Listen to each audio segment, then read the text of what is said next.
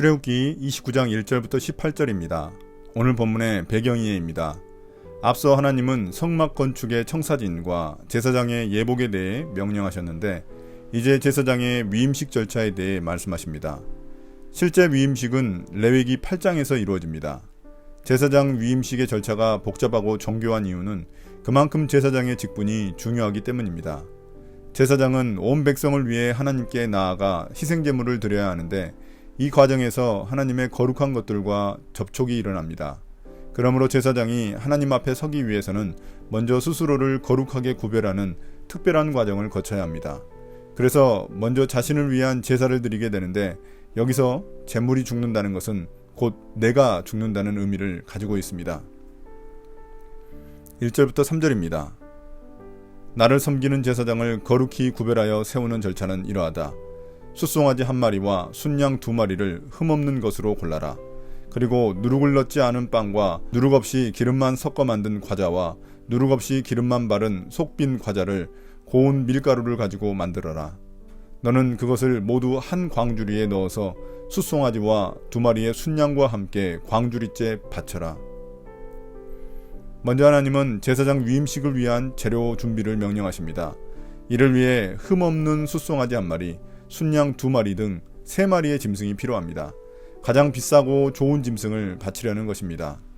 이 예식을 위해 3가지 종류의 빵도 필요한데 공통된 특징은 누룩이 들어가지 않아야 한다는 것입니다. 누룩 없는 빵을 무교병이라고 부르는데 이 무교병은 이스라엘 백성들이 출애굽할 때 먹었던 빵입니다. 그래서 누룩 없는 빵은 하나님이 이스라엘을 구원하신 은혜를 기억하는 도구가 됩니다. 4절부터 9절입니다. 너는 아론과 그의 아들들을 회막 어기에 데리고 와서 목욕을 하게 하고 의복을 가져다가 속옷과 에봇 밑에 입는 겉옷과 에봇과 가슴바지를 아론에게 입게 하고 정교하게 짠 에봇 띠를 띠게 하여라. 너는 그의 머리에 관을 씌우고 그 관 위에 성직패를 붙여라. 그리고 거룩하게 구별하는 데 쓰는 기름을 가져다가 그의 머리 위에 부어 그를 거룩하게 구별하여라. 또 너는 그의 아들들을 데려다가 속옷을 입게 하고 띠를 띠게 하고 머리에 두건을 감게 하여서 그들에게 제사장의 직분을 맡겨라. 그리하여 이것이 영원한 규례가 되게 하여라. 너는 이러한 방식으로 아론과 그의 아들들에게 일을 맡겨라.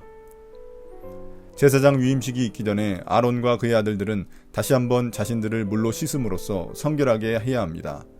물로 씻는 예식을 마친 다음에는 앞장에서 설명한 제사장 예복으로 갈아입어야 합니다. 예복 단장을 마치면 모세는 아론에게 기름을 붓습니다. 아론 다음에는 그의 아들들에게도 제사장으로서의 절차가 반복됩니다. 이러한 기름 부음은 거룩하게 구별하기 위해 사용하는 것으로서 30장에서는 성막과 성막 기구들에게도 기름을 바릅니다. 구약에서는 보통 제사장, 예언자, 왕에게 이러한 특수한 기름을 부어 그들이 하나님께 구별된 자임을 드러냈습니다.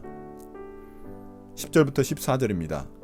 숫소를 회막 앞으로 끌어다가 아론과 그의 아들들이 그 숫소의 머리에 2손을 얹게 한 다음에 회막 어기 주 앞에서 그 숫소를 잡아라. 그리고 그 숫소의 피를 받아다가 너의 손가락으로 제단의 뿔에 바르고 나머지 피는 모두 제단 밑에 부어라. 내장을 덮은 모든 기름기와 간에 붙은 기름덩어리와 2 콩팥과 거기에 붙은 기름기를 떼어내서 제단 위에서 살라 바쳐라. 숫소의 고기와 가죽과 똥은 진 바깥에서 불에 태워라. 이것이 바로 속죄의 제사이다. 제사장들의 신체적인 준비를 마치고 나면 3가지 짐승 제사를 드리게 됩니다. 먼저 숫소를 바치는 속죄제입니다. 이 제사는 제사장의 죄를 씻기 위한 것입니다. 제사장의 죄는 백성 전체에 영향을 미칠 수 있기에 매우 중요하게 처리되었습니다. 그래서 제물 중 가장 비싼 숫소의 머리에 2손을 얹어 제사장의 죄를 전가시킵니다. 그 후 회막 어기에서 숫소를 잡아 피를 받고 그 피를 손가락으로 찍어 분향단의 뿔에 바르고 나머지 피는 성소 밖 번제단 밑에 부어야 합니다. 피를 바르고 붓는 행위는 성소를 깨끗하게 하려는 의식입니다. 그 후 짐승 내장에 붙은 기름과 콩팥을 떼어 제단에서 태우고 나머지 고기와 가죽, 똥은 모두 진 바깥에서 태워야 합니다. 제물을 태우는 행위는 자신을 헌신하는 것을 의미합니다. 그래서 짐승의 가장 깊숙한 중심부에 위치한 장기인 콩팥을 태운다는 것은 내 존재 전체를 하나님께 헌신한다는 의미입니다. 이러한 속죄제는 여러 가지 면에서 예수 그리스도의 십자가 죽음과 연결됩니다. 더 자세한 내용은 레위기 4장에서 다시 설명하겠습니다. 15절부터 18절입니다. 아론과 그의 아들들에게 순양 한 마리를 끌어다 주고 그 순양의 머리 위에 그들의 손을 얹게 한 다음에 그 순양을 잡고 피를 받아서 제단 둘레에 뿌려라. 그 순양의 각을 뜬 다음에 내장과 다리는 씻어서 각을 뜬 고기와 머리 위에 얹어 놓아라. 이렇게 하여 그 순양 전체를 제단 위에서 통째로 살라 바쳐라. 이것이 바로 나 주에게 드리는 번제이며 이것이 바로 향기로 나 주를 기쁘게 하는 살라 바치는 제물이다. 수소의 속죄제에 이어 순양의 번제를 설명합니다. 속죄제와 비슷한 절차를 밟게 되는데 번제의 경우 짐승의 가죽을 제외한 모든 것을 제단 위에서 태워야 합니다. 내장까지 깨끗이 씻어서 제단에 올려야 했습니다. 이것이 번제의 가장 큰 특징입니다. 내 전부를 하나님께 온전히 헌신한다는 것을 의미합니다. 번제는 피를 처리하는 방식도 좀 다른데 속죄제에서는 피를 손가락에 찍어서 제단에 발랐지만 번제에서는 피를 제단 사면 벽에 뿌려야 했습니다. 이렇게 순양 전체를 태워 연기가 하늘로 올라갈 때 하나님은 이를 향기로운 냄새로 여기셨습니다. 그만큼 하나님이 번제를 기뻐하신다는 의미입니다. 더 자세한 내용은 레위기 1장에서 다시 설명하겠습니다. 오늘의 묵상 포인트입니다. 첫 번째, 제사장도 속죄가 필요한 죄인입니다. 그러므로 그의 중보로 백성의 죄를 온전하게 씻을 수는 없습니다. 그래서 주님은 죄 없는 아들인 예수 그리스도를 우리의 대제사장으로 보내주셔서 십자가에서 우리 죄를 깨끗이 씻겨주셨습니다. 그러므로 주님을 예배하려고 구약의 희생제사를 반복할 필요가 없습니다.